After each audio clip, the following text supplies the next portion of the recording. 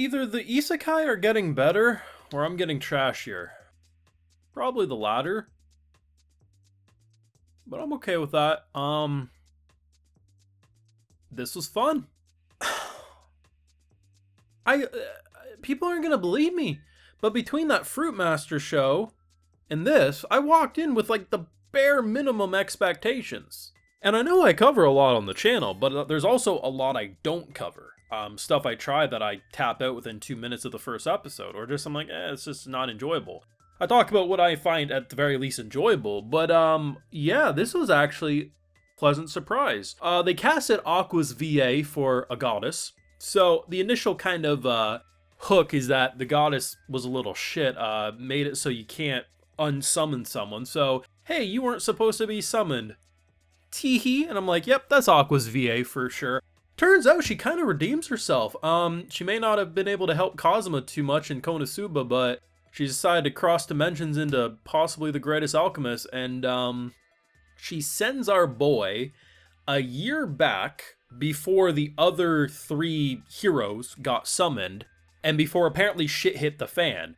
And she does kind of drop him in the middle of nowhere, but she actually hooks him up, and he's doing fairly well for himself, which was kind of a pleasant surprise. But the big thing that immediately made me enjoy the show was that it was surprisingly funny. Not in the way of like, oh my god, you're gonna be on the floor laughing your ass off, but it had that humor to it. It had that kind of silly vibe, which immediately made me go from, oh, I walked in assuming this show was gonna be kind of like a, not really like a super stick up its ass show where it's like so serious it's like watching paint dry, but I don't know, I didn't really get the kind of funny vibe. It's not parody, but it's closer to parody than it is serious, is maybe the best way to put it. And honestly, watching this man traverse, and so far with how they've explored mechanics in the world with job classes and abilities, I gotta be honest, I had a fun time. One thing, I think I watched the preview for this one, but then again, they all kind of blend together. The poster image for this show makes the art style look way worse than it actually is. Because in all honesty, the art direction for the show was pretty solid. I actually enjoyed it, but I remember looking at the poster being like, oh man, this is gonna be the most bare minimum production. Surprisingly, so far, first episode, this shit was fun.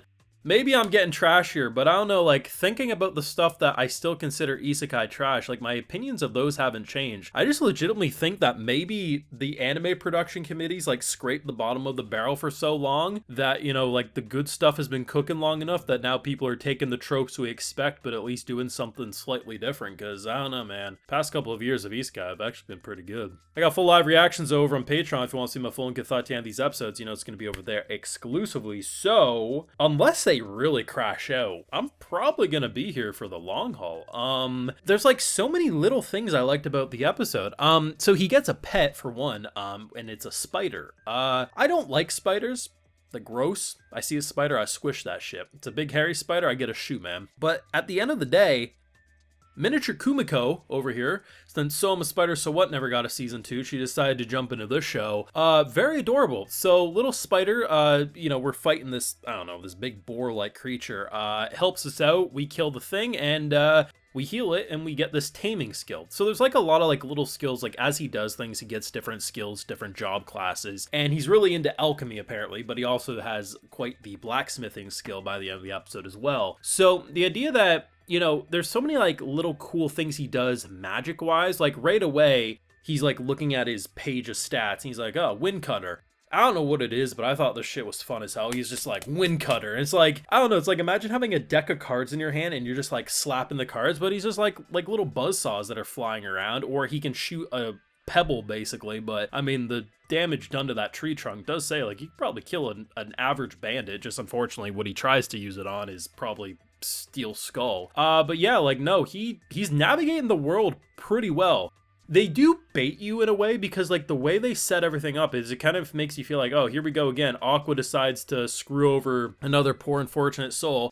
Didn't mean to summon you, Teehee. Unfortunately, everyone else already has been summoned. They have a body. Good luck, boss. Turns out, no, she actually hooked us up. Gave him a body, gave him a blessing, which is apparently pretty rare. Gave him some good items and stuff, and at the end of the day, sent him a year before. She says it wasn't for anything particular, like she just kind of did it, but it does say to me that like, She has faith that this boy, with given enough buffer window, given that he wasn't really supposed to be here, might be able to do something extraordinary. I'm not sure if she's under the impression that the girl who I think summoned the other three, I mean, before the one hero got summoned and she did like a little examining, being like, oh, intuition skill, don't trust this bitch. I think everyone knew not to trust that bitch. It looked like we got summoned into a cult over there. I'm not sure if the goddess in the show knows how scummy she's gonna be, but either way, she's kind of setting our boy up for success, because come a year's time, we watched this, I don't even know how long in anime universe this was, like let's just say he was there for a week between the start of episode 1 and the end.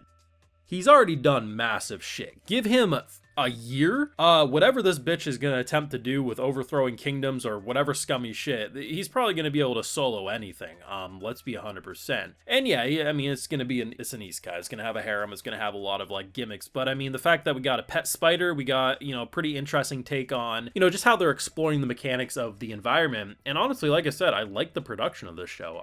The poster just looks way more generic than these characters in motion that, I don't know, they kind of work. We don't know really a lot about the dude from before. He says he was 40. He's now in a 17-year-old body, which, I don't know, he was a little shocked, but he's kind of like, yeah, you know what? Bet I'll redo the last 23 years of my life, whatever. It was fun. It was, like, I don't think anyone's going to walk out of the first episode saying, damn, this is revolutionary. This is the Mushoku Tensei. This is the ReZero of the season. But it should have been worse. It really should have. I mean, I'm sure some people will just say, oh, you like all Isekai, but I do avoid at least half of them a season. But this one, I don't know. Like, I can't even lower my expectations. I walked in, like, with my finger on the trigger ready to close out of the tab, and I liked it. I still like Headhunter more than this one. Like, that one speaks to me more just because it clicks with my soul. But yeah, does this one seem bad? Not in the slightest. It feels like it's going to be a pretty solid watch. And to be honest, I was good with this show before the punchline of he's a year before. With that punchline, it actually has me more interested in the long-term plot. Because I was kind of like okay with the kind of slice of life nature they're going for. But now knowing there's actually a long-term plot, which is pretty interesting if you ask me. Yeah, let me know your thoughts, because I walked in bare minimum expectations and walked out with a grin on my face, so your thoughts down below. Leave a like if you enjoyed, subscribe if you're new around here, of course ring that bell, and like I mentioned, we got those full live reactions over on Patreon, and hey, while you're over there, I'll also give you a video shout out. So today we got J-Bound Jr., Ghosty, Samuel 1989, Takio, Andrea Ramades, Arkeo, and we also have a gamer guide, so I appreciate the support, everyone. Please take care, you all have a good one.